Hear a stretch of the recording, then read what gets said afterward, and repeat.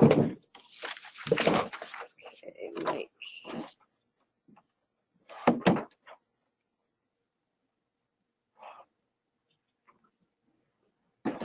Testing? No. Yeah. All right. No. Yeah. And now? Yeah. Okay. You can hear me? Everybody? Okay. Let me put this somewhere. All right. Good morning. We're going to have so much fun with month-end close, bank recs, and allocations. Amazing you're here, because those are the things that are like what scare everybody, right? They strike fear into you. But first I wanted to ask, how many people here are actually part of the month-end close process? Wow. Okay. All right. So how many here can get it done in under 10 days? All right. How about 7? These are business days. 5. 4. Yeah, that's where we get a little. 3. Okay. All right. I think we found our limit right there. So for those of you who aren't part of the month-end close, you can get an idea of that.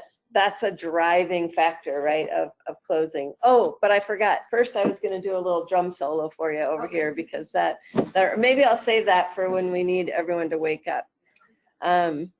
So this is our agenda today: month-end close, bank recs, and allocations. They all sort of go together. They're not in exactly the right order, because typically you would do the month-end close after your bank recs and your allocations, but I just decided to present them this way to give the big picture of the month-end close first, and then we'll look at the bank recs and the allocations. There's a lot of other things that go into month-end close, so please don't think this is everything, especially if you're not part of it. Understand that your accounting department is doing a lot more than what I'm showing today, but these were the 3 in the short time that we have. It was like, let's cover these as much as we can. So month-end close, my favorite. So all of you who do it know why, but it's essentially so that you close your books, so that if you've done any reporting to the public, to your owners, to shareholders, anything, it can't be changed. Because and I've been guilty of this with some small nonprofits I've worked with, where I didn't close the books. I did the 990. I come back later and it's like, wait a minute, the numbers don't tie to my 990 anymore. I forgot to close the books. And so I'm very guilty of don't do what I tell you to do. So do what I say, not what I do. And I should caveat, I'm not a CPA, so don't, none of what you hear today can be taken as any kind of CPA advice, okay? Have to be really clear on that, because you are getting CPE credit, but it's just because of the topic, not because of my credentials. And so, but I do work at a firm that is full of CPAs, and I like to say I play one on TV. So all balance sheet accounts are verified and income statements are reviewed during the month-end close, because you want to make sure that what you're presenting. So essentially, in larger companies, they'll divide up your accounts, and they say, you go reconcile these 2, you go reconcile those 4. And often AP is one group, AR is doing one, inventory, and so then everybody comes together and says, okay, yeah, we're closed, it's all good. And like I said, 2 days to 30, hopefully not more than 30, because then you start stacking them up, right? 1 month to the next one. Best practice is 3 or 4. I mean, I don't think there's no shame in anything. I think under a week is great. It kind of depends on the pressure you're getting from whoever you're reporting to. There are vendors with products that help, like Flowcast and Blackline and others. And so if you're in an environment where the NetSuite system, you know, you're struggling to keep up with it, and you have all these outside Excel spreadsheets where you're trying to manage your close, just know that there are add-on products to help with that.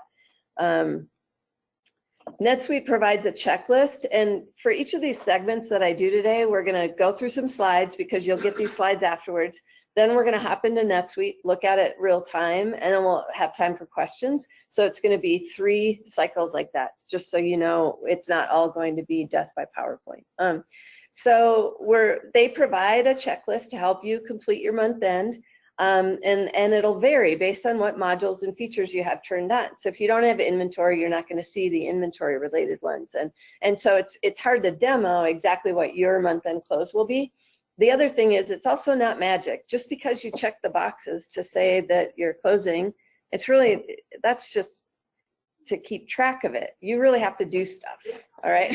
So this is no magic. And so you'll click on that icon when you get in there, review the tasks in the order listed, which is awfully nice. They give them to you in the order that you should be doing them. And then it'll say whether it's completed, in progress, or not started. It won't let you skip a task and say, oh, I'm going to come back to that later. It's going to force you to do them in the right order. You can't go and close the books in 1 month if you haven't the prior month, which makes sense because something you do the prior month could change this balance sheet forward. And so you have to do them in order. It's all very controlled. To start, you lock all of your transactions, and if you're in a One World account, you do that by subsidiary, which is really nice. Just as a side note, if you've got let's say three subsidiaries, and one of them super fast at closing AR and AP, and they don't want to keep it open while these two are working on theirs, you can close them by section so that once you know, yeah, everything's good, so the lock AR, AP, and payroll can happen in any order. So if AP comes to me as the controller and says, hey, AP's ready, they quickly lock it because something could happen, right? And change it, and you wanna lock it the minute you fix it and make sure it's good. So those three you can lock in any order. Now, and then anybody who has the permission to override the period restrictions, they can make changes in a locked period, not a closed period, but in a locked period. So it's very different. Once you lock it, it's like Adult Swim, kids out of the pool, we're gonna, lock this down, and then the controller goes in and makes those final touches and then closes the whole thing and locks it up. There are tasks dependent on your environment, like I talked about. You've got inventory tasks. The custom GL lines plugin will run. One World automated adjustments for intercompany.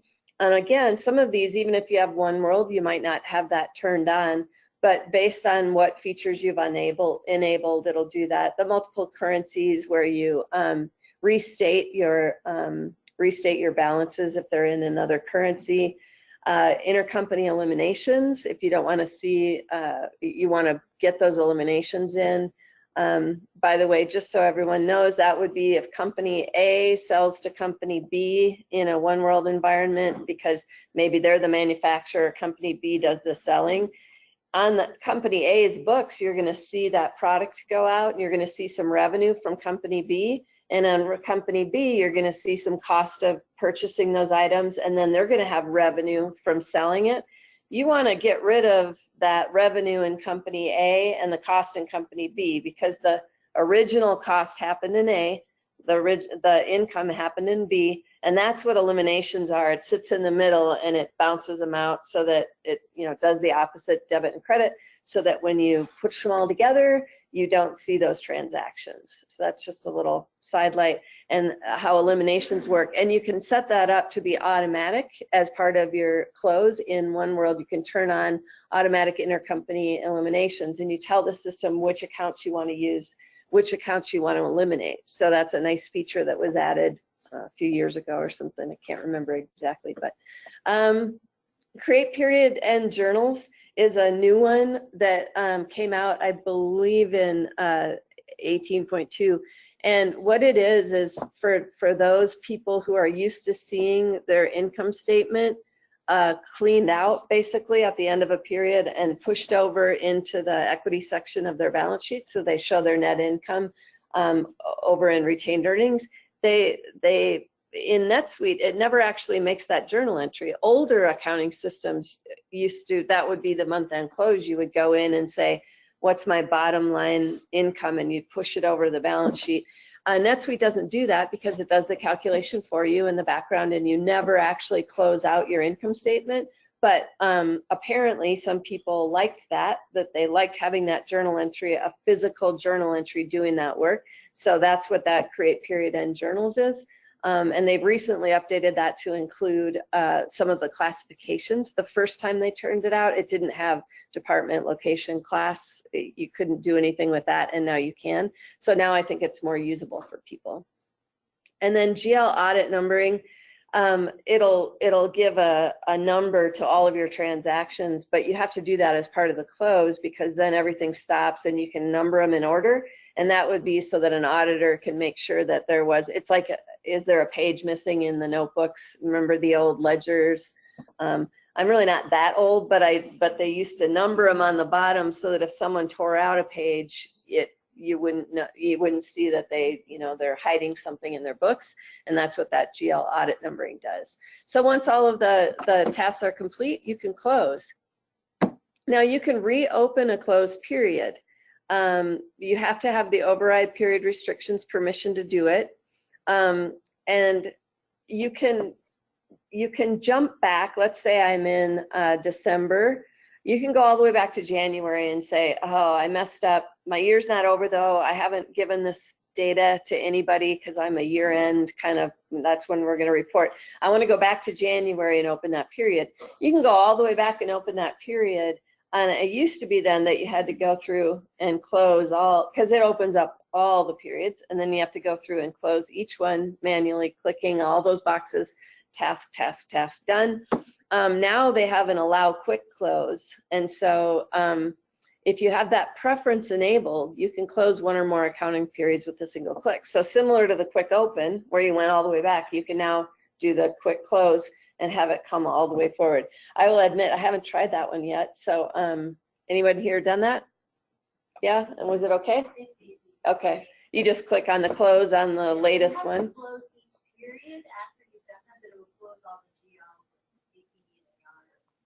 Okay, so it's just a click for each one instead of going through all of the tasks. Okay, great. So again, warning, and this was in the NetSuite suite answers, this doesn't actually do any of the tasks. So for example, if your currency, you change the valuation of your currency or something, you're still gonna have to go do that work, all right? So this is just if you know for a fact that whatever you changed back in January isn't gonna do anything in your February to November, then you can do the quick close. But it's not actually going out and running any of this, any of those tasks. If the allow non-GL changes box is checked on a period record, this is after it's closed, you can check this box. You can make changes to posting transactions that do not affect the general ledger. So you must have set up permission allow non-GL changes to make these changes. So in that case, let's say you wanted to put a memo on a journal entry. That doesn't change your GL. If you didn't have this checkbox checked, you wouldn't even be able to go and edit. There's no edit button on that journal anywhere. But if you have this open, you can click the edit button and you can add a memo. You can do anything that doesn't change your general ledger. All right.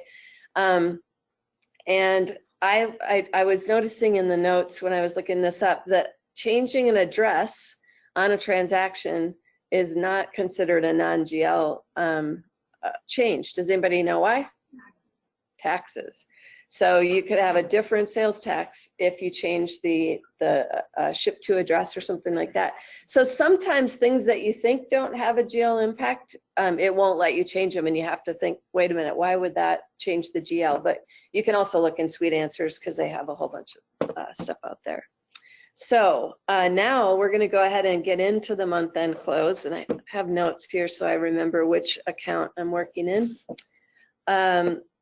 Here we are in this is Dilly, one of our tests. Oh yeah, make it bigger. There, oop, whoa. Tell me when, like that? Too small? One more up? Okay. All right, so the month-end close is done in the setup accounting down here in the manage accounting periods. Obviously, you've already done your fiscal calendars and all that by the time you get in here. Once you click on here, you'll see all of the years that you have open, and I happen to have 2018. You can of course collapse so that you're not looking at everything.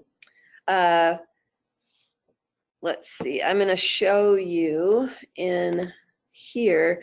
I wanted to show, this is the last time, this is a test environment, so no one's out here reconciling and closing these months, so I had to come in and see where are we in the close on this. So if you look at July of 17, so you can see June is locked, it's got, or closed, excuse me, it's got the period closed checkbox, so that tells you that one is closed already.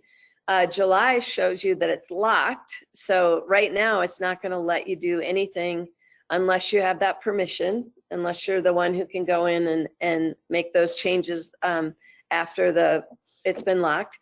And then you can see that August is wide open. So everything after August is wide open.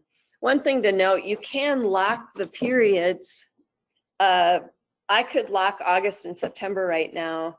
Let's say my controller left and I'm months behind, but I still wanted to lock these and lock people out of them. I could do that. It's going to let you lock them. It's just that it's going to make you close them in order. All right. So we're going to close. I'm going to show you first. You click on that little checkbox, and now you can see that these have all already been done. They have the little green arrow, but I'm going to go ahead and click on this close button to close this one. Just so we can get into the next one and close one of them front to back. So I'm going to close the period. And you'll notice that it had I'll show you on the next one. It had, which book are you closing? Does anybody here use multi-book? Oh man, sorry. I'll remember that. I won't do that again. Okay, raise your hand again for a multi-book. Okay, so there's a couple of you out there. So with multi-book, you can close the books separately, just like the subsidiaries separately.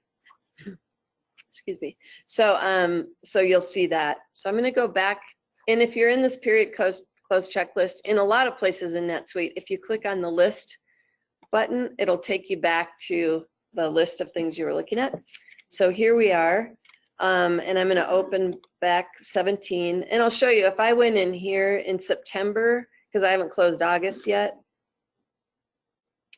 you'll see that I can do lock all, but do you see how these have a prerequisite? I don't know if you can read that, but it says previous periods are open, and it won't let you. It's telling you everything that has to be done before you can do that.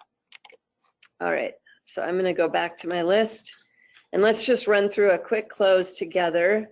They're never this easy, as we're going to show today, as people here can attest, but we'll talk about each of them. So you click on, actually, I'm going to show you real quickly. Let's say I decided, oh, I forgot one thing for July. I'm going to go ahead, I want to reopen that period. If you click on the period, see how there's only one green arrow there. So right now I could go in and reopen that period. By clicking on that, it's going to force a justification, and then so you have to write, and I would recommend writing a really good one, not just your name or something. And the reason is when your auditors come in and look at it, and anyone looking at it, it'll save this justification on why something got opened and closed again. So you reopen your period. And that's okay because I don't have any. It's saying it's going to reopen all subsequent periods, and we don't care. So now it's all the way back. Oh, I was thinking, let's see if I can close it. Quick close. Yep. So I had enabled the quick close feature, and if I didn't have that, I would have had to go through every one of those lines again and say that it was done. All right, I'm going to go back to my list, and then we're going to close the next month and just talk briefly about some of the things that are on there. So we start our checklist. If this were a, well, I'm going to say lock AR just one. Okay, it is a one world environment. So you can see this is where if I knew that maybe Peru and Mexico were done with their AR, but nobody else was, I could just lock those, or you can just say mark all and close everybody's. Now let's say I found out that AP and payroll, all of that was, everything else was done at the same time. I can skip the lock AP and just go straight to lock all. And a lock, and you can see this would be, excuse me, pretty tricky to keep track of if you had 12 subsidiaries out there and lots of different people working on them. Sorry about that. All right, so the very first one here is to resolve date period mismatches. What that is, as you know, you can have a setting that lets you put it, yes? Where does this checklist come from? I don't have that in my NetSuite. So it's probably, you may not have, are you an administrator or have they given you permission to see this? Because it is permission driven. I'm the controller. Okay, and do you try to do you're the one who's in charge of your close? Yes. So there's something called manage accounting periods. There's a permission for that. I got here by going to setup, accounting, manage accounting periods. Right, but what I'm saying, I only have lock AR, lock AP, lock off. That's all I have. Okay. It depends on what's enabled in your account. So whatever features you have, if you don't have inventory, it's not going to give you negative inventory, those kinds of things. And you might not allow date period mismatches, so then you wouldn't have that. So there's an enable feature for that too. So each one of these is driven by a feature. But I'm sorry, I misunderstood your question the first time. So, yep. I only have 7. You don't have 20. Yeah. I do have resolve date period mismatches. Yep, that's, I think, so if you have the result date period mismatches, it's because you allow people to put a period on that doesn't match their date. And now it's saying when you're closing, hey, you might want to look at them to make sure nobody got crazy and put it into December of 20 when it was really supposed to be January. So you come in here and you click on this resolve date period mismatches, and it's going to go out and look for them. And I apologize, I picked a bad month. I don't have one. But what it would do is show it to you here, and it would show you the period, the transaction date and the period. So you can just go like this and make sure nothing looks weird. And if it looks okay, you go back to period close, and then you mark the task complete. And so in this case, even though I didn't have any, I had to go all the way out, back in again, mark task complete. So now you know why you have that quick close, if you can use it, because if I had only done one small thing back there, I didn't want to go through all the way and mark task complete, come back and make that happen. Okay, review negative inventory. This is so that you can see if there is negative inventory, you can look at it and make sure it makes sense and that you know about it and why it's there.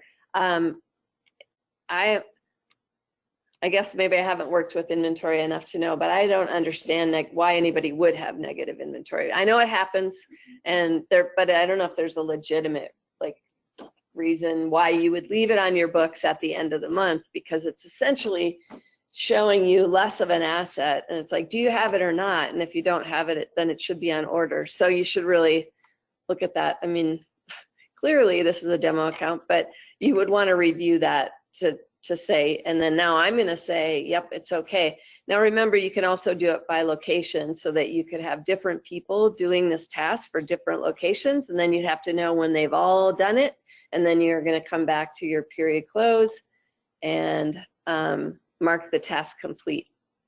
If I didn't mark it complete, it would have shown it would have shown that it's in progress here. It has that a little clock to show that someone's working on this. They've already started, but they haven't completed it. All right, then we're going to review inventory cost accounting. So if I were to have put in let's say I do a really fast close and I wanted to do this, but I bought a bunch of product on the last day of the month, and I'm using average costing, and it has to go out and redo the average cost on everything. Or something, how a NetSuite goes out with inventory and it does some stuff in the background. That's one of the few things where it's got costing activity that happens in the background. if it were still running, you wouldn't want to close your books because it has to complete its cycle before you close your books.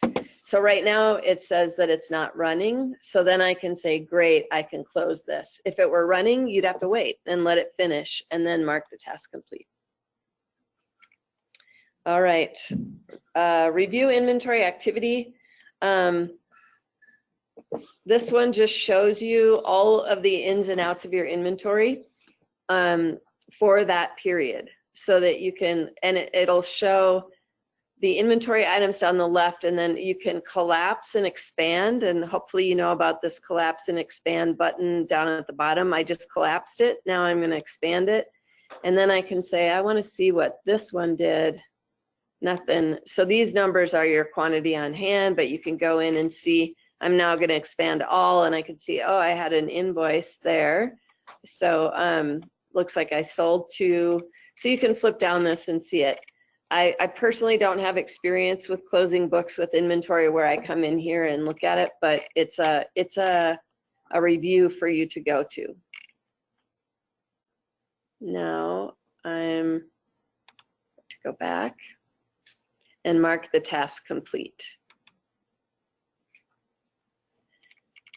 And then create intercompany adjustments. This is expenses and time. So if you have it turned on to allow someone in one subsidiary to enter time against a project in another subsidiary, and then have that go back and forth, like I'm going to bill in company A, I'm going to bill my time for this project, and someone in company B worked it, you have to pay company B for that person's time that you're invoicing. And so this creates all of that. And again, that's a whole different session, but if you have that turned on that feature, then you need to come out here and do it. So we'll hit that button again, and there aren't any in this period.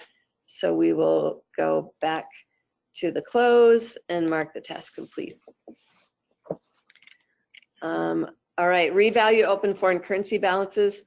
That one is, I'm going to click on the currency revaluation. So what this does is it takes anything that's open in AP or AR in another currency. So if I've got let's say I got a bill from a Canadian company, and it's in Canadian dollars, and so I put it on my books as a payable in Canadian. You can tell that when I pay that in US dollars, it's going to have to translate it. So one day my debt is worth X, $100, and then one day it's worth $102, and one day it's worth 98, depending on what the exchange rate. At the end of the month, NetSuite goes out and says, what open payables do you have in another currency, and what's the rate today? I'm going to do an adjustment in your books as of today's rate, as if you were going to pay it off today, what would it cost you? And then it reverses it on the first of the next month, because it says that's really not the rate you're getting. Let's wait and see what rate you get, because when you pay the bill, it's going to put in the right rate. So it does that for receivables too, if someone owes you money in a different currency. It also takes your bank accounts. If I'm holding pesos, I'm in my US subsidiary, I'm holding pesos, it's going to say, what are these pesos worth in US dollars today? And it's going to do an adjusting entry for you. So that's a realized gain or loss, where the AP and AR are unrealized gains and losses that get reversed. And the nice thing is this does all the work for you on that. And it's super helpful. It takes some setup. It's worth the time to do it, because then it does it all for you, and you can get comfortable with all of that revaluation. And pardon? Okay. When you're booking those adjustments, is there a way to ensure that the adjustment transactions have the same or a particular value for the project or the partner throughout the entire adjustment? So he's asking if there could be a particular department or project on them. Make sure that you can limit it to that when you're doing that. I believe that this department field and these class fields up here work, but not the custom segments don't show up here, or the project name, because this doesn't have name in here anywhere, right? So I can't control that, but it looks like you can control the class department location. So No, I don't think you can edit the transactions once they're created. You could do a journal entry and refer to it and say, I now need to actually allocate, make this go. In fact, you could create an allocation, because that would be a way to say anything that lands here that's not classified, I now want to classify, and you could do an allocation to classify it to whatever you wanted. But it would have to be a separate journal entry that you refer back to that. Good question. Okay, okay,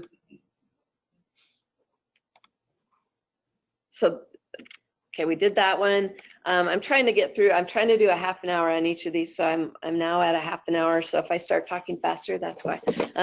Then you calculate your consolidated exchange rates.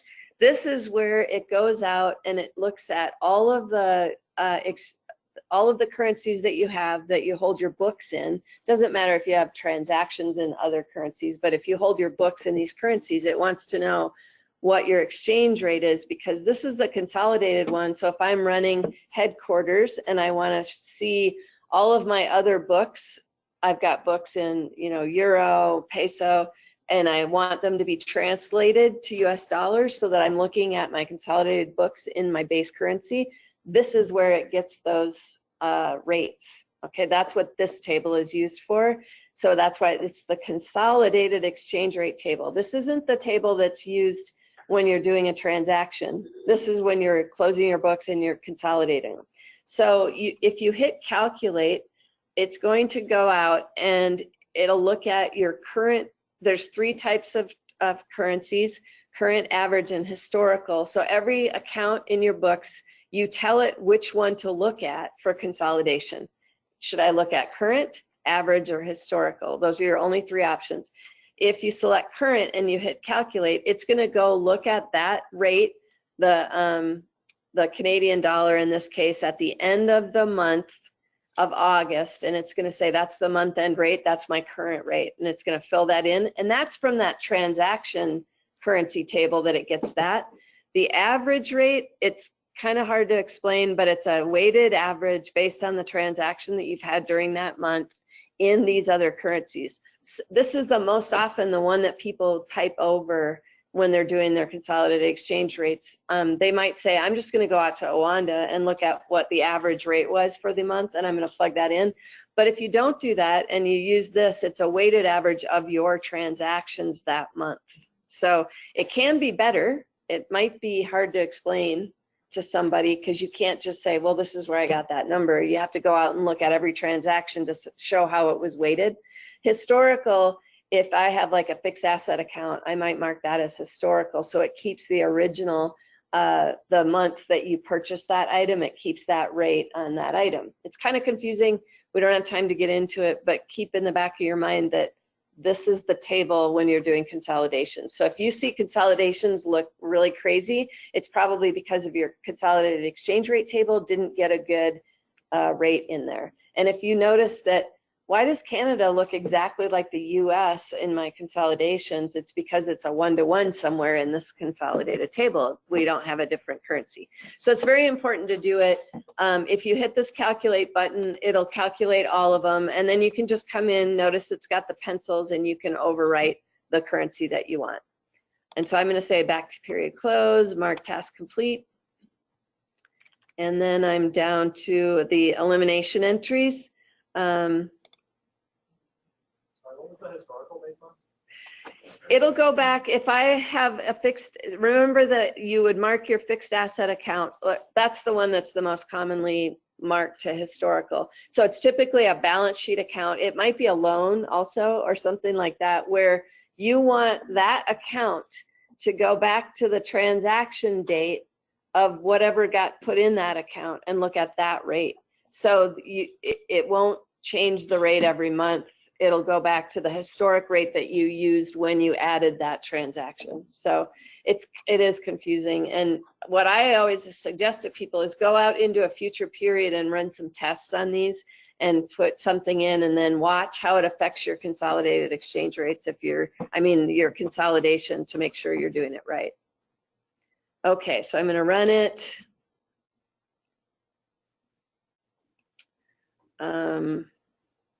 there aren't any. I think I thought I had one, but now I'm running out of time anyway. So I'm just going to say back to period close. Again, remember those were the intercompany eliminations that it'll create journal entries for you to back out that revenue and cost between them. I'm going to mark the task complete.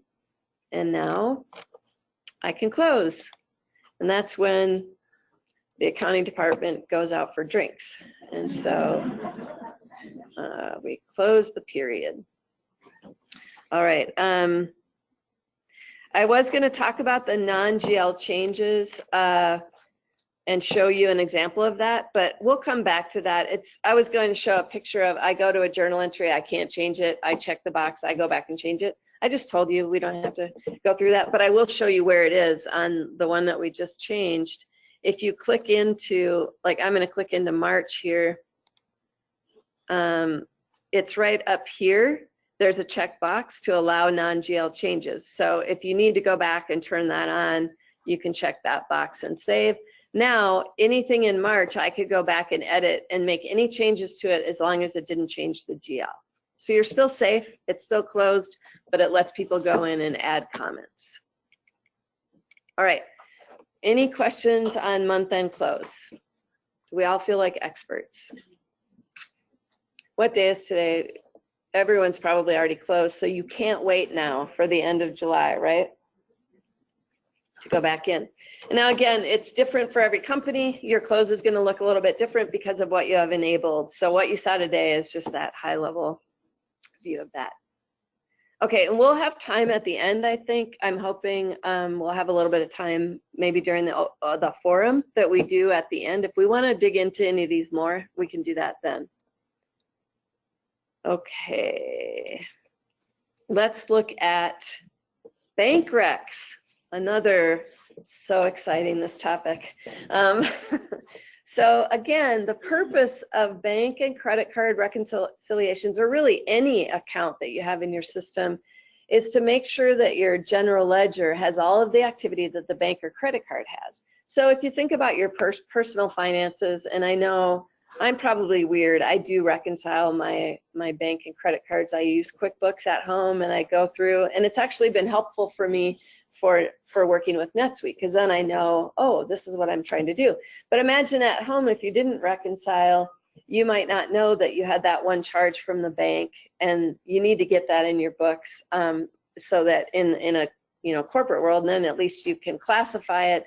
It hits someone's budget, everyone knows about it. So you just want to make sure that your accounts match with what really happened, that they show reality.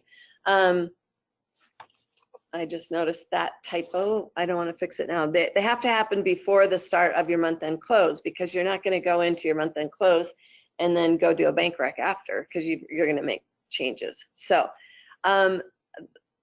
reconcile every bank account and credit card every month with no difference. That's my advice to you. That's your pro tip there. You probably already know that, but I've seen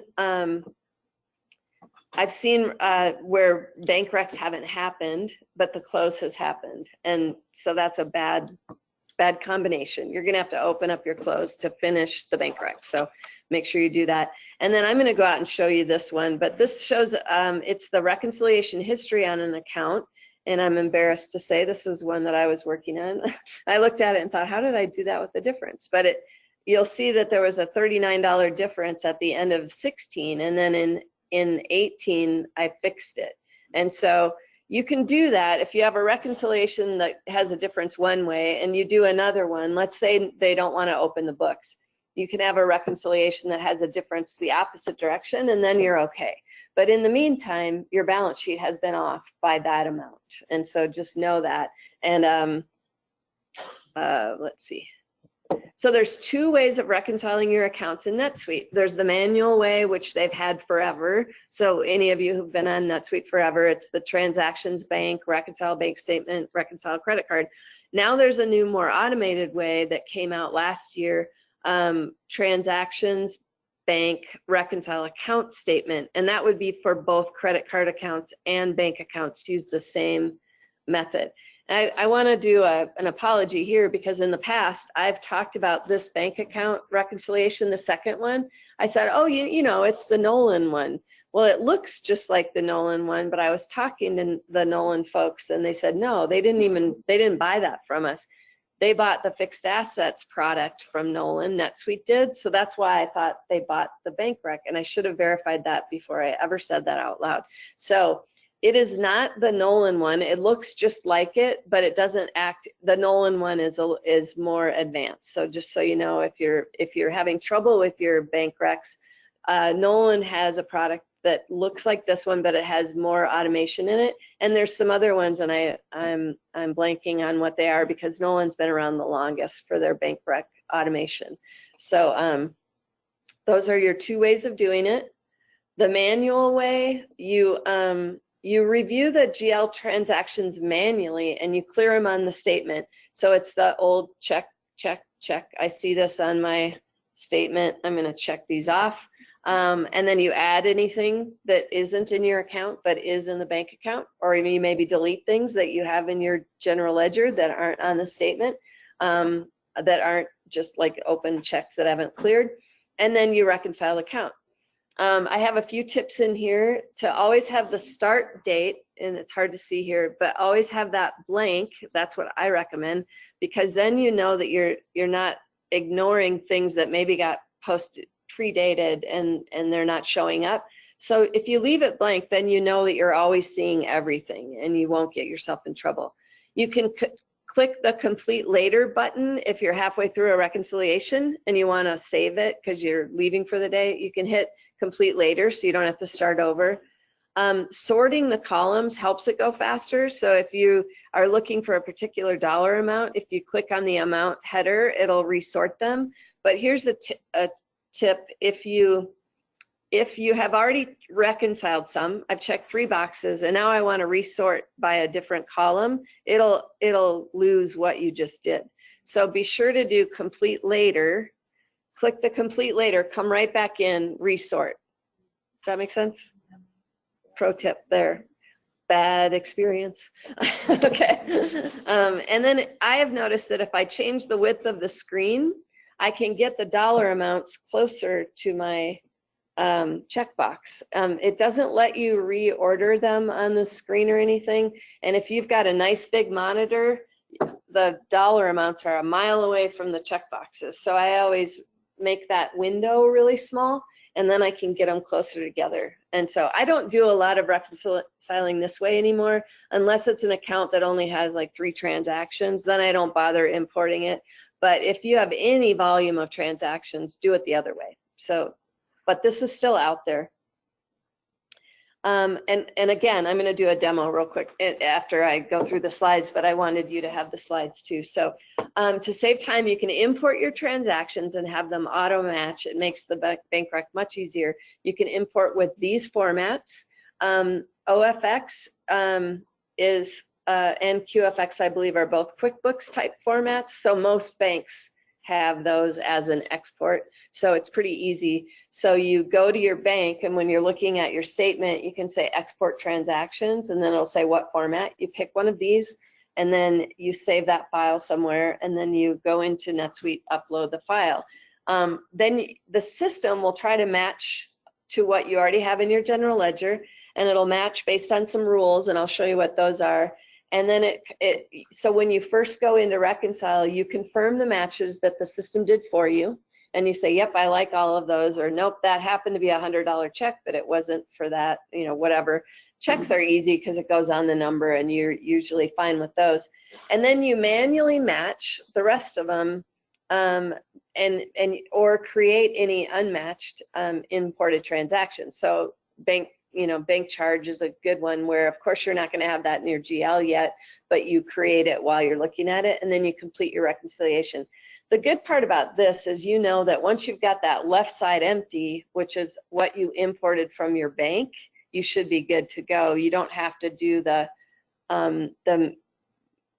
looking at the total and say, does it tie? At that point, you know it does because you imported your transactions. All of the transactions are reconciled and you're done. But I'll show it to you. this gets into that difference business that we talked about earlier. One quick note on that is if your auditors come in and they want to see your bank rec, and then they look at your balance sheet and they say, these numbers aren't the same, you must have something wrong. Be sure to run your balance sheet by date, because if you have a date period mismatch, because the bank recs are done by date, not by period. Everything is date based on a bank rec. And so I've had people really concerned before, like, wait, my bank rec doesn't, the auditors are mad, it doesn't match. And it's like, go run your balance sheet by date. So you have to change your preference to say all, you know, how you run your financial reports, you say none of them by period.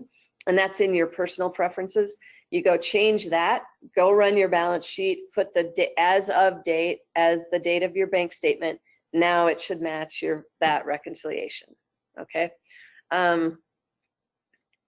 There's a place on the account that controls how it's reconciled, and this is new. It's that use confirm transaction matches and reconcile account statement pages. That means I'm importing my transactions. And the first time you import them for a bank, it comes out here and it checks this box to say, oh, you're using the new method. If you ever have to go back to the old method, which we'll talk about when you have to, you'll have to come to the account record itself, edit the account, uncheck that box, and now it'll show up in the old way and you can finish a reconciliation. And that's how you can review the history of your reconciliations, is to go in the old way. And when you first bring up the account, you click on this history button, and then it shows you all, and you change the dates on the bottom, it'll show you all of your history for that account. And so I would recommend to everyone to go home, do that on every account you have, and make sure that you don't have any differences that aren't made whole in a further period. So you can just look at all your, I didn't know about this, and it was one of those, how much time did I waste? I would go in and I would look at every one by going to the reconciliation report and then changing the date on the bottom and looking at all of them. And I found out about this one, I'll say maybe a year and a half ago, which I should have found it a lot sooner than that. So let's see. Oh, if you're wondering, this is just some weird, I put some tidbits in here, sorry. If you're wondering when something got reconciled, you can go into the ledger of that account. So go into your chart of accounts, click on the name of the account. It brings up the ledger, and off to the right, it'll say what month it was reconciled in, or it'll have the word reconcile, like I want to reconcile this. And so that'll help you know what, if you're looking for when did this item actually get reconciled. You can look in the ledger to find it. After you've done your reconciliation, a best practice is to save off the PDFs of the summary and the detailed reconciliation reports as PDFs. I say PDFs because then you know nobody can mess up that Excel file and get in there and play with it.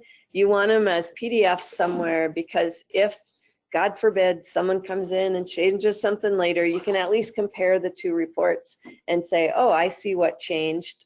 This one is no longer on it, or these two are no longer there. So because if you re-reconcile and save that, it's going to overwrite those reconciliation reports. So you'll never have that history of the old one. Okay.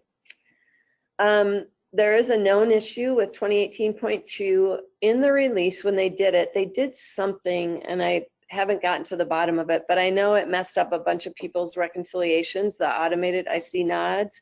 So what happened, or what we saw, I don't know why, but you would go in and you would see that some things got unreconciled that had been reconciled before. Also, when you went into the new automated reconciliation on the left side, it showed a whole bunch of activity that had already been reconciled, and it's like, why is this showing up here? I don't want this here. There's no way to get rid of it, unless they might fix it, but for now, the way I picture it is there's a bucket out there that as you pull in your transactions from the bank, it fills this bucket, and then it gets marked in that bucket of if it's been reconciled. Somehow a bunch of those got unmarked, even though they are reconciled in your books. The actual general ledger is reconciled, the imported transactions got somehow unreconciled. You don't care about those because once you've reconciled your bank account, this bucket over here is useless. So what you have to do is just change your date range that you're viewing the bank transactions to the actual bank dates of your statement, and then you're fine.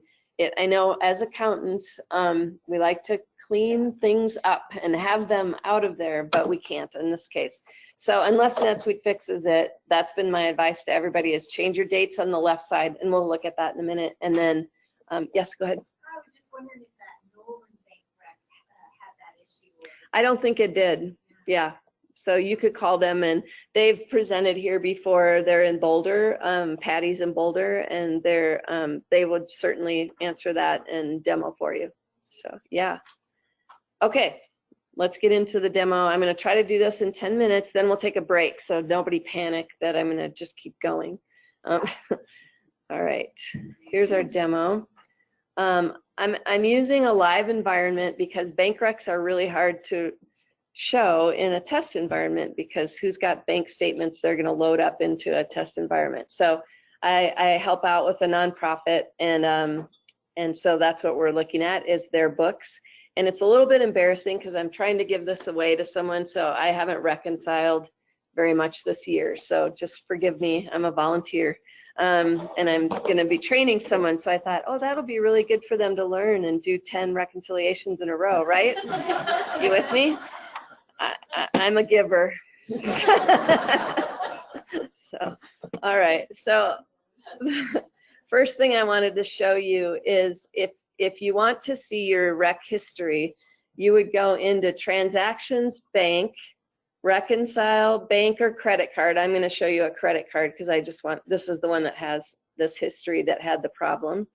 And then you pick the right account here. Now remember, the only account, well, in this case, the only accounts that are going to show here are credit card type accounts that don't have that checkbox checked over on the account. Okay. Yes. Did it go small again? I went into a new account. That's why. Is that better? Okay. So I'll go there again. Transactions, Bank, Reconcile credit card statement. And then, and I don't have to do anything here. I just click on the history button because I'm going to pull up my history for this account. And it's going to warn me that I was halfway through a rec. I didn't save it. And it's kind of nice that it does that. I'm going to go here and just go back to all time. And then now I'm going to see my differences. And this is where I'm saying, I don't know, it would be nice if it had a total on that one. But I can look at that and say, yeah, I'm okay. Right now I'm okay, but I wasn't from 16 and 17. Volunteers, you know, you can't fire them. Okay, so that's how you see the history. Any questions on that? So we're going to do the traditional bank rec way real quickly. We're in here. Oh, I was going to do that over in this one.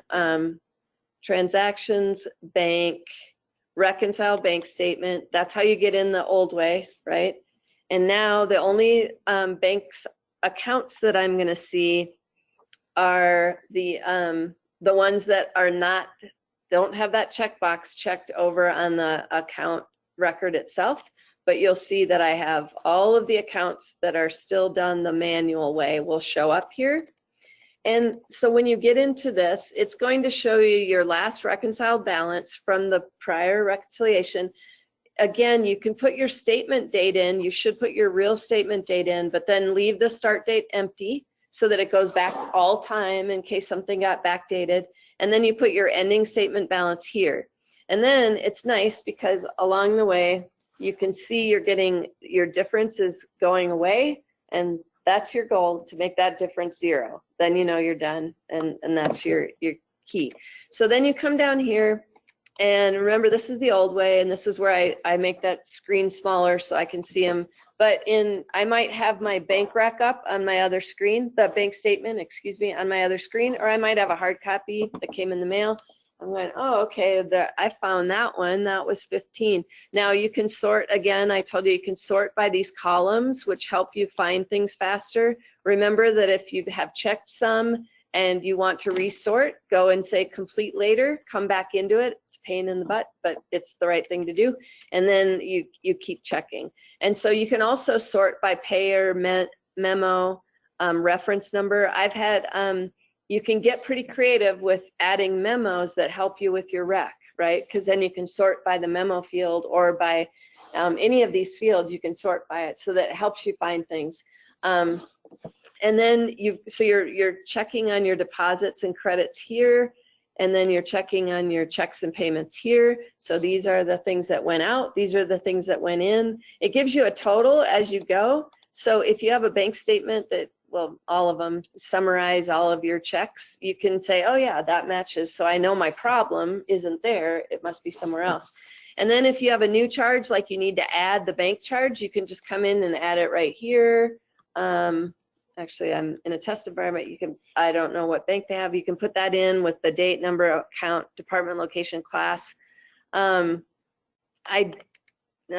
forgot to test this. I'm not sure. I think that you can put other classifications here, like your custom segments, but I'm not positive. So that would be a good thing to test, because if you can't, then you're not going to want to use this new charge, new deposit. You're going to keep another window open and put it in. You know, you see your difference, you go add it, you say complete later, come back in, and now that thing will show up and you can reconcile it, okay? So it is nice that you can add charges and deposits from right here. They will create journal entries. Yes. Sorry, I had to think about that. In the new one, you can have different transaction types, but these will create journal entries. All right. And then once you've got this to 0, you know you're done, and you say save. And then, like I said, go out and print the summary and the detailed statement right away as PDFs, so that you've got that backed up. All right. Now we're going to look at the new way. I'm going to go back in here. I'm going to go to bank. So the first thing I would have done to start this process is import my online banking data, and you choose a file, and this is where, you know, I'm going into my hard drive, and up here it tells you that OFX, QFX, BAI2, and some others. You pick which account, because you could be loading into multiple accounts, right? So make sure you pick the right account, and then submit. I've never changed the date format, and it works fine. So once you submit it, it'll tell you how many transactions came in, so you know that it's done. So then I go into my bank and I say, all right, I want to confirm. Actually, I'm going to look at the matching rules first.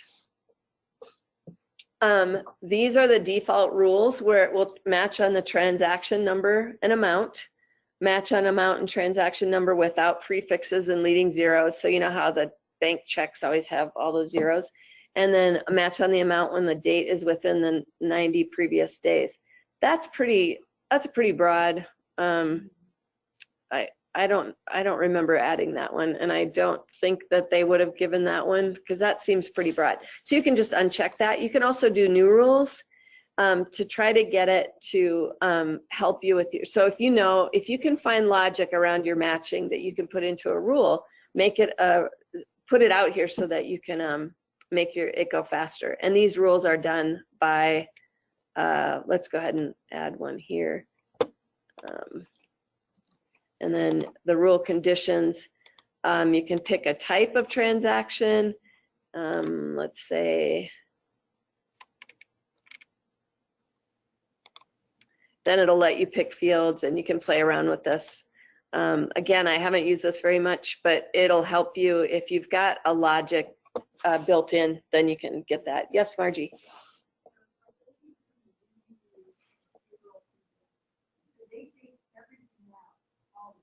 Yep. So it never sort of matches up. I usually do I go there first and check that compared to the location. Yep. Is there a ruling for that, or is that just always have to be done? Can that still be done using this, because it can still do it manually? Yes, so the question Margie had for anyone online is the ADP comes in with one big fat transaction, but in the general ledger she's got, let's say 20 that make up that one. I don't know. I think with Nolan, I saw when they did the demo, you can have that set up as a rule. I don't see it here exactly what that would be unless anyone's tried this. I think we could play around with that, Margie, to see, but I do know how to do it manually in the back where we were. Oh, no, I mean, in the automated one, Oh, you can mark 20 things on one side and 4 on the other, and you'll see at the bottom that they match at 0. So that's how I would do it if this rule didn't work, but I'm not sure. That's a good question. I'll look into that. Okay, so once you've set your rules, then you come in here and you say confirm the matches that happened. So I'm going to pick my account, because then you'll see. Now, when I was talking about left side, right side, that's where I'm talking about this side right here. This is the imported statement transactions. And look, August 2016, why is that there? It wasn't there before. And this is because of that weird thing that happened. So this is where you change this to what month? I'm just going to do February. We'll change this to February.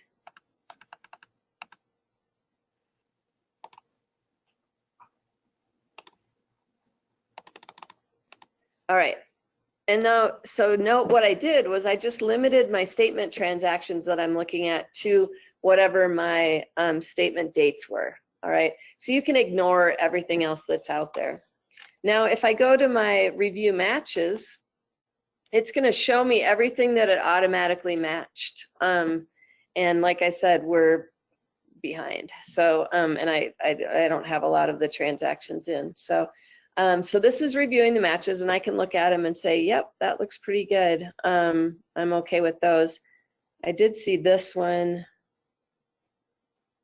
Yep, okay. And then I say, yep, those are fine. And then by going back to the unmatched, it's the same as going into this transactions bank reconcile account statements is the same as clicking on the unmatched here. And you can also get back to, you'll have to confirm your matches once you're all done. But now I have my unmatched ones, and this is the same as what we did on the other screen, except I'm matching left to right, and I'm saying what's in my statement, what's in my my account. And so Margie, what you would do is your statement is going to have one thing, like this big 55,000, right?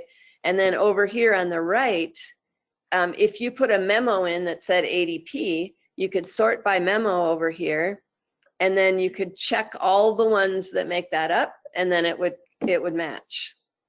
So, and down at the bottom, it gives you a running total that says, look, the match difference is 54, so I'm not done yet. I got to keep going. And it's not going to let you hit this little match button until they match. And then you're basically saying, these are out, those are good. You know, you're grabbing them and moving into the confirmed. So the ones on the right are the NetSuite transactions. Now, if I'm reconciling February, I probably don't want to see March, April, May, June, because I'm behind, right? So I would change my dates over here to be through, I might go to 3/2 in case I put something in wrong, right? And then over here, I'm going to say all time, because I want to know what I have out there that's prior to February that hasn't been reconciled yet, like this check that this guy never cashed. Well, it's very sweet of him. It is a nonprofit. So at some point, we'll write that off and just say he's not going to cash it. But this was from last year. So then I see all my old ones, and then I start my reconciliation by checking things on the left and the right. Now, if I have something like, I'm going to do this again. Remember too that you can there's multiple pages. So do you see this? I've got 130 items on my statement, and so I'll have to go to page 2, page 3, okay? So remember that you can page around, and eventually I would have that over here too if I had all my stuff in here. So there's a one, and this I'm going to demonstrate the, there's a a charge on here that we get a whole bunch of charges on our bank. So the opposite situation that you described, Margie, let's see, I gotta put my date here right. Okay, so on February 20th, they had a motorcycle ride where they, each motorcycle is insured for the trip for $75. So I had a check in here for $450, but if we look over here, I'm gonna sort by amount because I know they're all $75. And there were a whole bunch of them in here, and they were all on 220, and they were to the same. I could have sorted by vendor name. That probably would have been smarter. But here I can see them. You can't, because I made the screen so big, bless you, you can't see the names. But look, when I hover over these, I can see it says MBA Rental. That's the name of the insurance company. And notice too that when you hover over the middle memo and the name, they're slightly, you get more information on that memo field. That's what you imported. So now I can see a phone number if I have to call them or something like that. So don't worry if you can't see the whole thing. But now I'm going to say, oh yeah, those 75s that were from 220 all balance to that one for 450 over here. And now notice down below I must have something else checked. Sorry. Yep. All right. So what I'm going to do is, I thought I'd have an mark all and an unmark all. I don't think I do. Here they are. Down here, I can uncheck them. Look at that. So now I'm good. So I saw what was already checked on both sides, and now I'm to 0, and I say match, and then that'll go away. And so it's kind of like, if you want to, it's like a game, trying to get rid of the left side. It's like Tetris, let's get rid of all these things. And some of us, like that kind of thing. Okay, you can also, I'll just do a couple more quickly. We're a little bit late for the break, but not too bad. Let's say Adobe, I have this check coming in as a recurring because we use an Adobe product. And let's say it changed 1 month. I can open up this check. It took me to another window, and I can edit it, change the amount on it, save it, and then come back in here, and I would have to hit this refresh button right here for it to be different. So I like that better than the complete later all the way out back in again. Okay, so you can update them. Like I said, if I have a bunch of things over here that I've never put in my ledger and I have to add them all at one time, what I do is I open up another window small right here so that behind it I can see all my transactions. And the reason I do that is when you come down here, let's say I have this transaction and I want to add, you can create a journal entry to add it. You can add a new charge or new deposit. So if I add a new charge, it's going to come up like this. But look, I don't have my custom segment that I created for which ride it was on. So I can't use this feature because most of the things I'm classifying have a custom segment on it. So, but if you don't, then this feature is great because all you do is you add your payee, and it makes it super simple for you to add because it knows what checking account it's coming out of. You add it here, click add, and you're good to go. It takes that one out. So if you have custom segments, then what I do is open a small window here and I add them. I'm looking over on the left thinking, okay, I have to add these 5. I hit refresh, knock them out, do another 5, that kind of thing. Okay. Yes, Margie.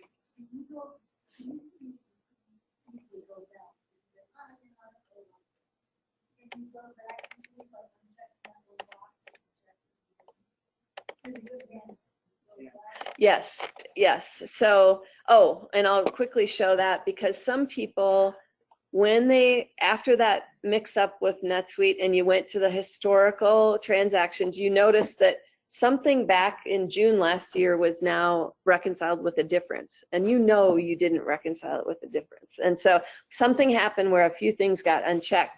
Now you can't fix it here. It's not going to let you go back to prior ones. So what you have to do is go into the account list, and so let's say this happened on the account I was just looking at.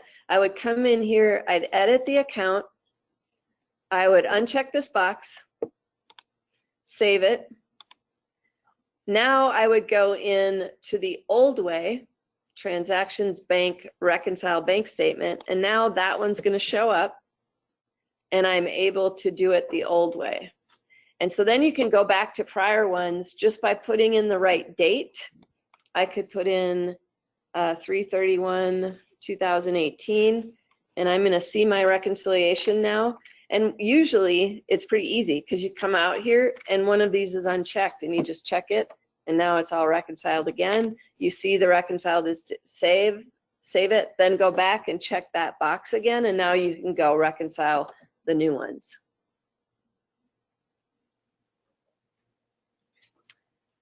I think we're ready for a break. Let's take about 10 minutes. We'll start up again at 10, or should I do 15? We can go till 10:30. 10:30 for the break. All right, says the president.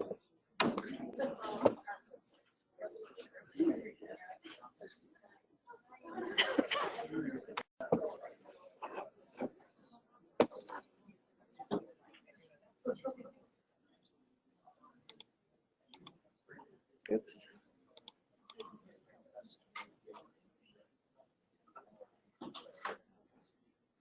All right. I thought I only had a half an hour for that last one, and I really had 45 minutes, so I wasn't late, just want to say. All right, so now we have allocations. So allocations are typically part of your month end because you want to take some dollars that you've booked in one place and you want to give them, you want to spread them somewhere else, essentially. And so you can do that many ways. But the example I'm using here, oh, and I should say, everything that you saw so far was straight NetSuite. Everybody has that functionality, okay? The bank recs, that's all month-end close, that's all part of straight NetSuite. Now, what I'm showing you now is in the advanced financials module. So you would have to have the advanced financials module in order to do this, okay? If you don't have it, you can talk to your account rep and get it. And the reason you would do it is if it saves you a bunch of time, right? And so at the end of the month, the use case that I have here is I want to pay my rent. My rent bill comes in and I want to write one check, right? And I just want to hit an account with it. Maybe I have a bunch of utilities that I put in that same account or a same group of accounts. And then at the end of the month, I want to take all of those costs that I put in one bucket and I want to spread it out to different departments, different classes, different subsidiaries. You can allocate across subsidiaries. It allows you to then take those expenses and spread them to other places. And in this case, you might do it based on head count for your rent. You might say, I want to allocate all of my rent and utilities based on the head count by department, because I want each department to pay their fair share so that when we look at a departmental P&L, it's showing up there. There's many, many things you could do with that. You could do it by square footage that each department does. There's all kinds of them, and that's using a statistical ledger to do that. So the high-level steps to create an allocation, and again, we'll go out and look at one. You have to enable these three features, and this would be if you're using statistical accounts. And let me talk about that for 1 second. So a general ledger is just a bunch of accounts, right? You've got, and they're all based on the same thing, like currency, a dollar.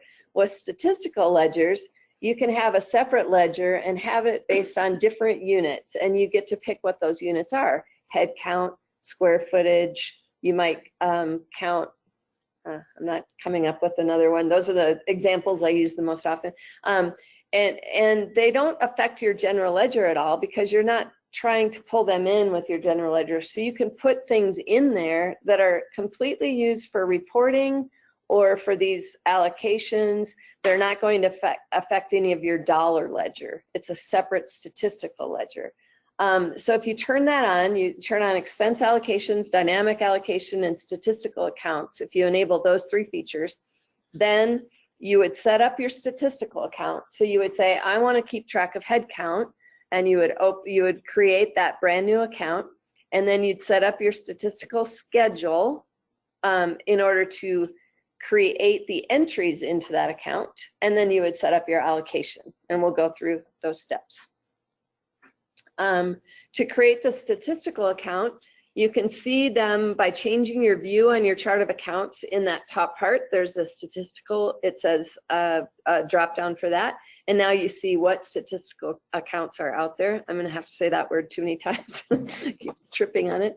And so you'll add a new one, and then you make sure you set up a default unit, and you might have to create a new unit if your statistical ledger is a different one, and then you can limit it to subsidiaries appropriately.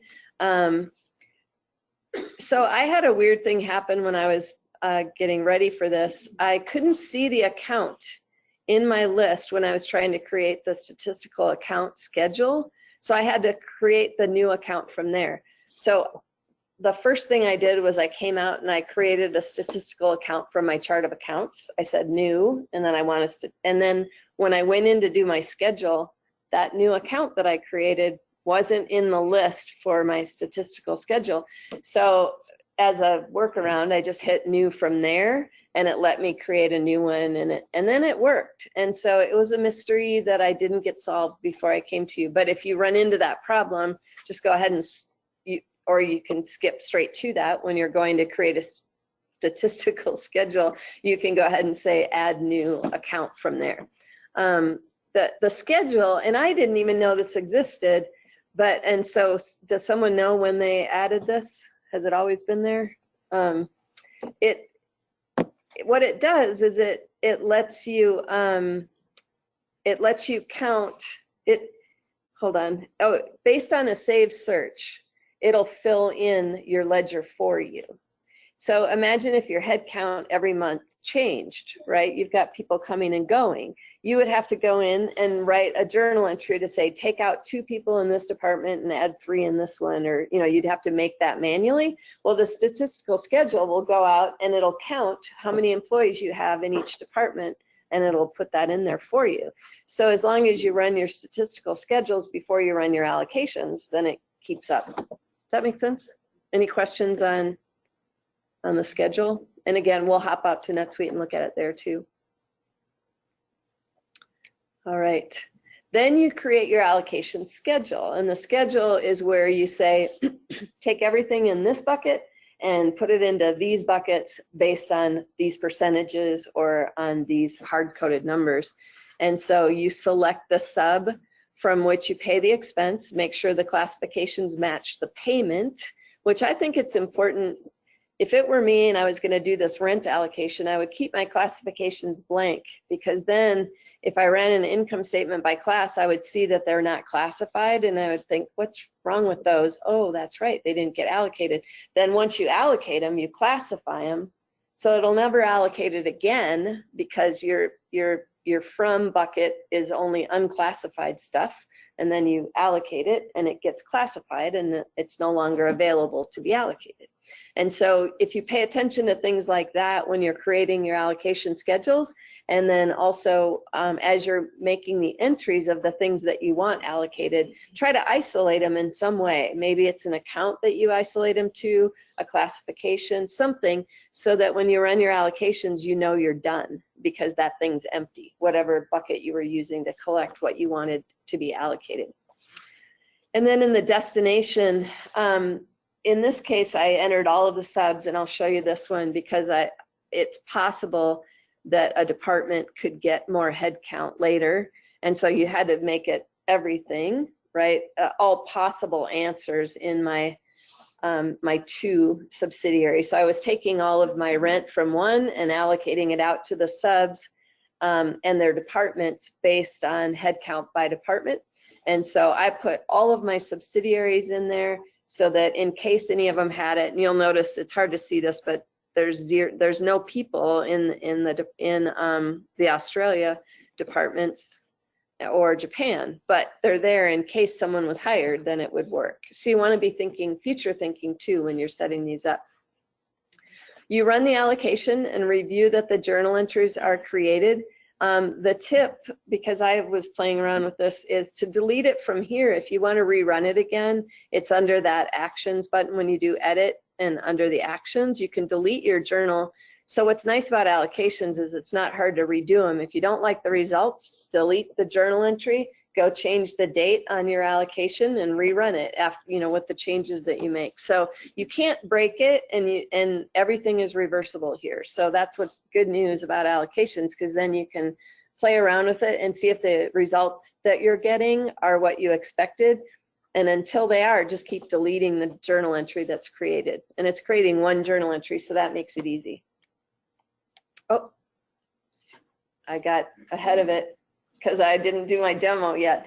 But I'm going to watch the door, and if you leave after you write this down, then we're going to, this is the CP keyword 2, so you'll have to write that down on your sheet. We make sure everyone's still awake.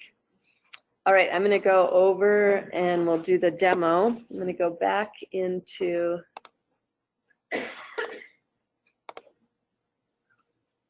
the, this is that test account we were looking at. All right, so the first thing is the headcount ledger. So if you go into your lists accounting accounts,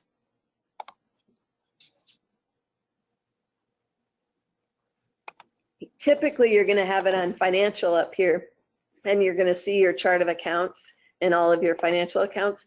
But if you switch it to view the statistical, now you'll see all of your statistical accounts. Hey, one thing I just remembered about the bank recs, and I thought this was kind of a funny tip. When you're in a bank rec, and you know how you can say reconcile bank account, and it pulls up a bank account for you in that account automatically. Someone had asked a question about how does it know which bank account to pull up, because you've got 20 bank accounts. It always, it'll do the last one that you had up in your screen when you reconciled, but if there was a transaction that happened, like a check or a payment, it'll pull that one up. So it pulls up the one with the last activity. And so there isn't a way to say a default one. Just wanted to let you know that. I thought that was interesting. I don't know why I thought of that other than the view made me think of it. All right, so now we're looking at our statistical accounts, and we can see we added this head count one. I'm going to pull this up in edit mode. So what we did here was we added the account, we gave it a name, and because when I said new, it was going to fill it in as statistical. You have to give it that unit type to say what unit you want, and you can set that unit up over in your lists accounting units of measure. And then you can restrict it, and then just like any account, you can say which subsidiaries is it available to. If you're doing cross subsidiary allocations, you of course would want to include your children. So say put it to your header one and say include all the children. Then if you add a subsidiary later, it's not going to break your allocation if you say include children, where if you hard code select them and add one, it's not going to pick that one up. So another little tidbit there. Okay, so I've set up this head count ledger out of the blue and just said I want to track head count. And then we go to the statistical schedule. I'm trying to remember which one it was under. So the problem is I'm going to have to do it this way because my menus are going too low. So I'm going to click here. Does anybody remember if it's under management or here it is? So it's under financial, not management. And then we're going to create the statistical schedule, and I'm going to look at the list of them because I have one out there. So here's my head count one. I'm going to view it. Actually, I'm going to edit it because it shows what it's easier to look at. So here, I've named the schedule, and then I say which account this schedule is related to. And that account, it'll tell you which subsidiaries that account is available in. And then you tell it what saved search you want. So I put a head count query out there. I should pull that up. We'll pull it up in another screen. because this is the query that needs to run in order for this schedule to work. And so my query is looking at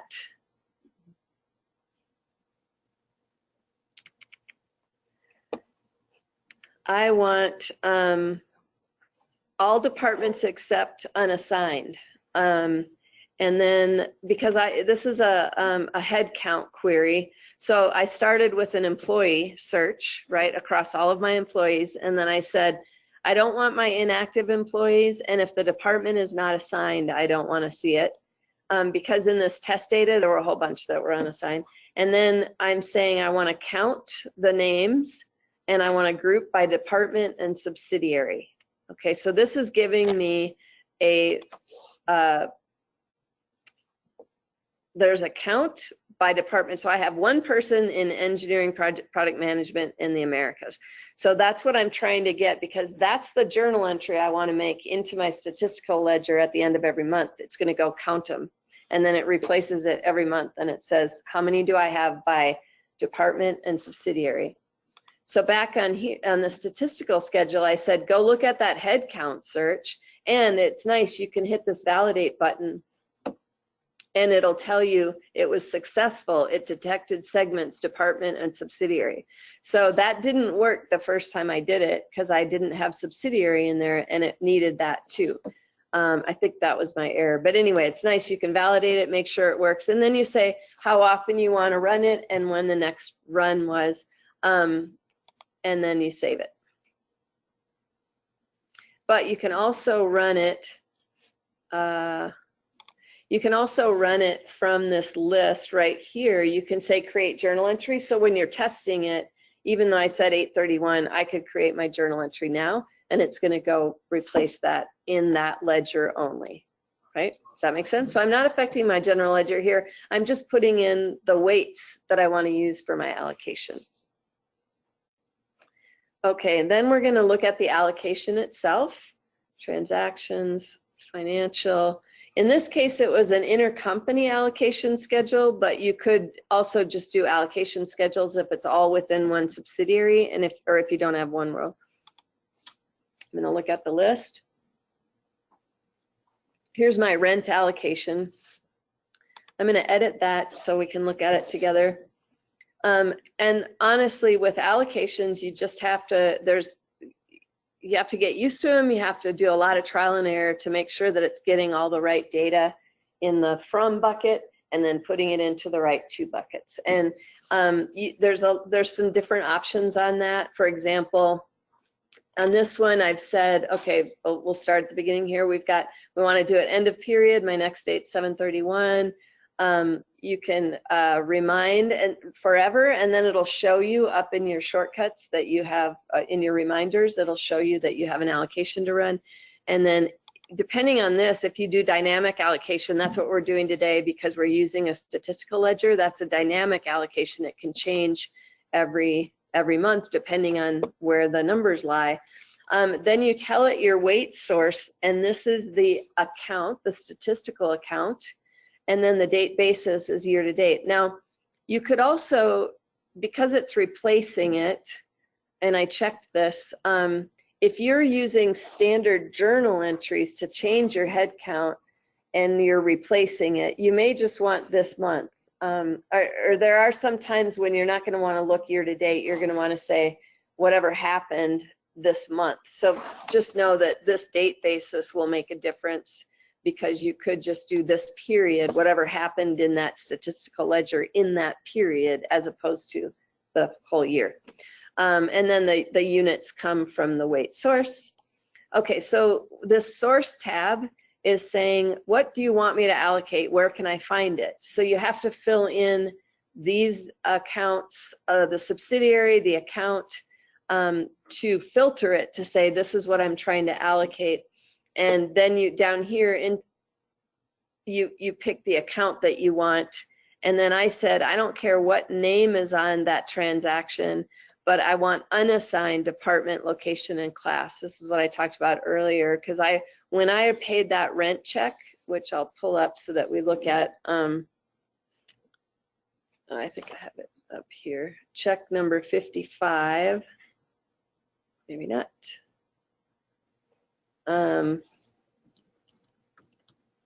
Does that work? Okay. So this is what I'm trying to allocate. So you look at what you're trying to allocate in order to create the source part of your allocation. So in this case, I did a rent check to Abbott for $1,000, but I didn't classify it down here. But you can see I put it into the 6142 and that I was in US West subsidiary. And so now if we look back at that allocation, you're seeing I'm taking 6142 out of US West and with any name and unassigned. Now up here you have the intercompany account. Because we're doing an intercompany allocation, it has to do a debit and a credit in that sub. So it's saying, where do you want me to put the other half of this entry once I allocate it out? So that's the account that I want it to go to. Now if I didn't want it to credit 6142, if I wanted to leave it in 6142 and then point the credit, my allocation, to another, maybe a sub account of allocated rent, I could put that into this credit account right here. And I could also put a department, location, and class into the credit account. So that's half your entry is going into there. All right, in this case, I just wanted to take it out of rent expense because I don't want to see it there in my US West subsidiary. I want that to be zeroed out, and then I want it to be reallocated by department and sub. So this is the from, and then here's my destination.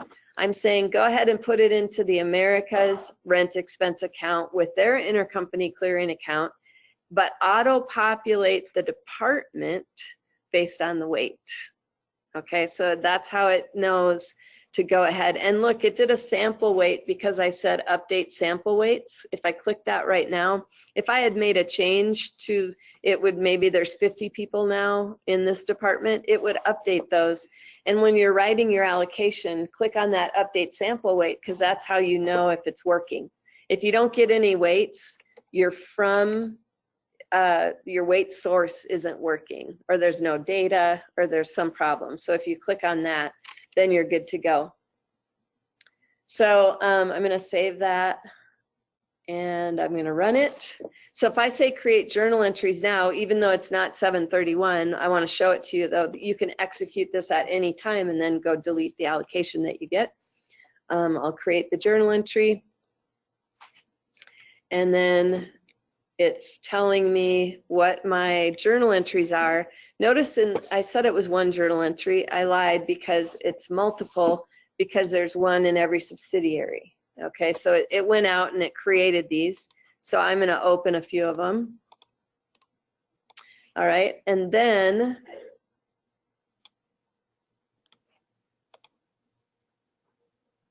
you'll see that it took it out of the US West.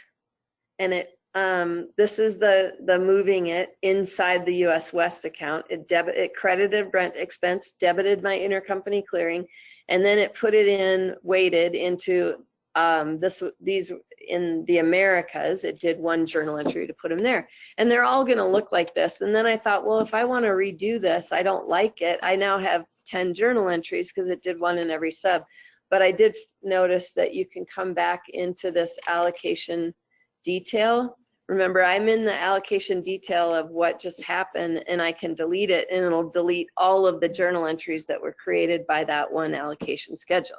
So that was helpful. I didn't have to go try to find the 10 journal entries because they're going to get blended in with everything else. So I thought that was really helpful. So what questions do you have about allocations? Does anybody use them first? Wow. We've got 2 people in the back of the room. And maybe you don't need to allocate things, but a lot of companies do. Yep. Can you show some of the reporting on the allocation? If you go to the allocation itself, I'm going to go back out here. You can see what's happened by opening it up and looking at the history on it. That's one of them. The question, by the way, was to look at the reporting on the allocations. If you look at the history button, you can see what journal entries have ever been created for that allocation. But otherwise, everything's going to be inside your general ledger, in your income statement, you know, showing it. Do you have something in particular, reporting wise?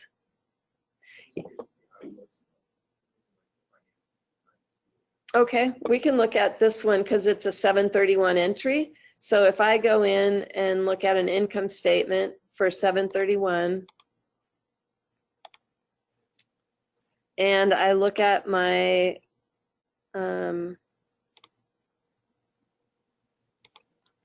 subsidiaries. Did I lose my mic?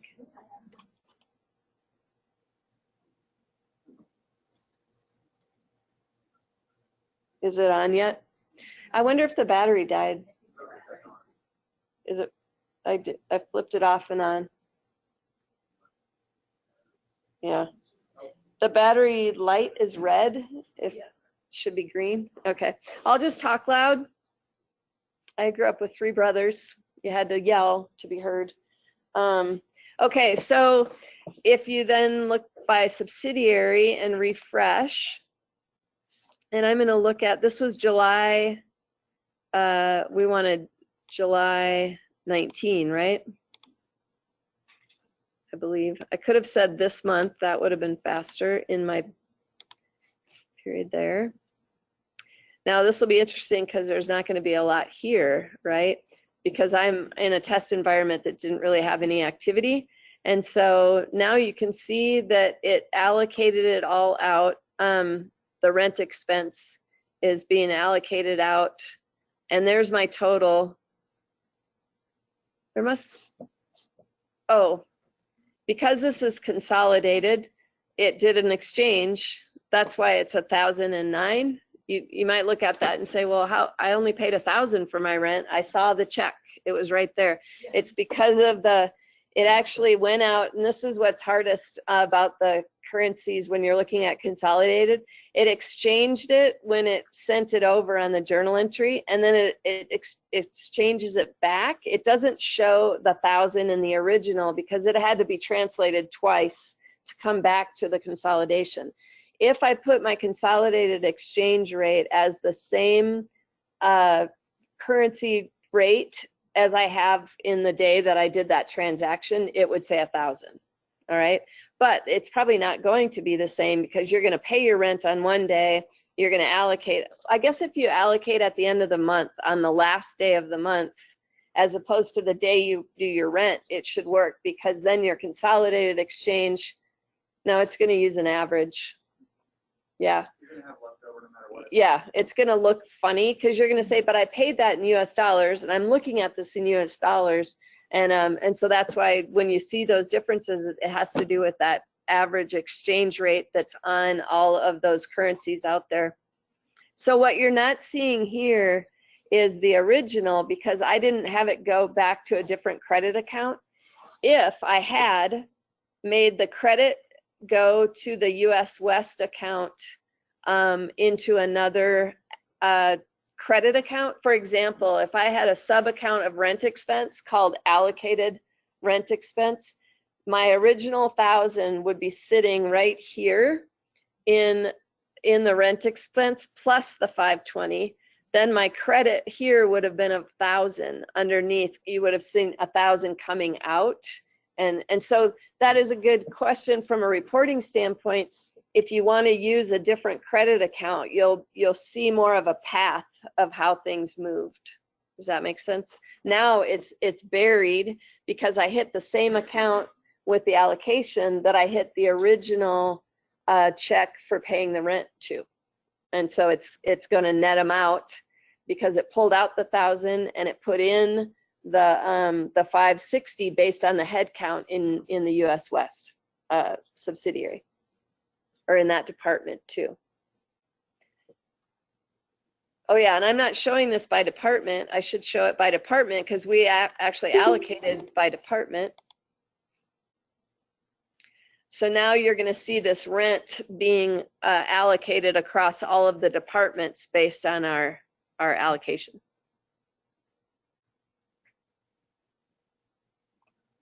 Any other questions on allocations? Yes. I'm new to NetSuite altogether. Maybe I'm new question. we do use the allocations module in the financial module to allocate within your own. We don't have subsidiaries, just one. Yep. But I would want to allocate by departments and same thing with the rent. Absolutely, you would. So the question was, would you use this without the multiple subsidiaries? Yes, I showed it as the more complicated one, but absolutely, if you have one subsidiary and you want to collect all, I think maybe employee benefit expenses or some, you pay the bill and you don't want to itemize it when you pay for something. You want to collect it all in one place and then spread it out based on something else. That you would absolutely do that inside one subsidiary. Then you would just do it by department or class or whatever you want. Yeah. Any other questions? Just a statement. One of the ways places we find this use is actually the example you gave for most payroll benefits and rent is really where we see this a lot. Just because, like you said, it's just so much easier to bring in one number and then shove it out based on your best guess. You're not going to go track down exactly how much payroll expenses for each person. Yep. Yeah, so if you didn't hear online, Mark was saying that it's allocating payroll benefit and payroll expenses and rent are the most commonly used. And it helps a lot for when the AP is paying the bills. They don't have to worry about that itemization on the bottom of it, because if it's dynamic. If it's static, they could pull up, if it's always going to be charged the same, they could pull up last month's and copy that bill and then put in their numbers. But even if it's a static allocation, you can set it up as an allocation, and then it's kind of nice because the AP could just put their vendor bill in and they always put it in the same. And then you as the controller can go out and look at your allocations and change them, and you don't have to retrain someone. Their transactions are always going to look the same. So that's helpful. Yes.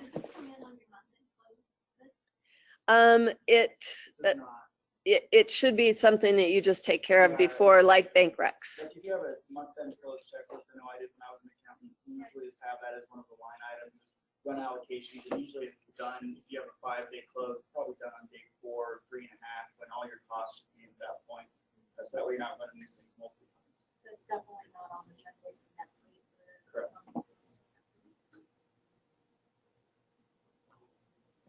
Okay. Corey? Okay. Well, thank you very much, Dana. Thank you for your